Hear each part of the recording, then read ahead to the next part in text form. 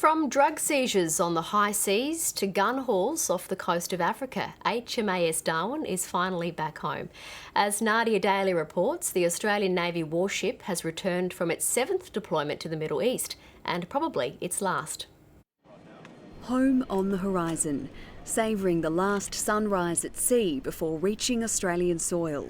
I've missed my 2-year-old son the most.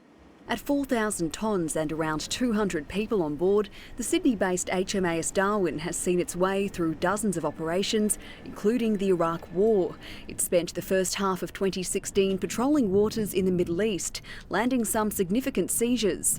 Just under 2,000 AK-47s and some rocket launchers that were heading towards Somalia.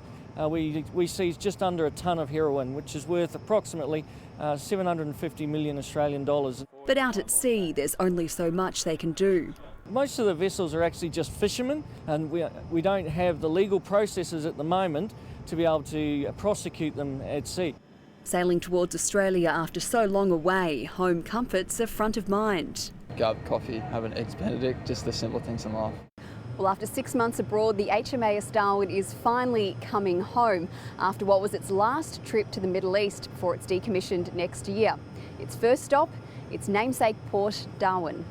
But for these sailors, this return is bittersweet.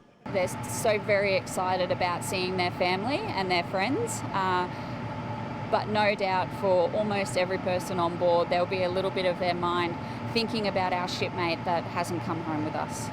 Last month, one of their own died on a stop in Oman. Defence hasn't released details. It's probably the hardest to deal with, having someone so close. For those at home, it's been a long wait to see loved ones again. They've done what they've meant to do, and it's good to have them back. A triumphant return tinged with sadness. Nadia Daly, ABC News, on board HMAS Darwin.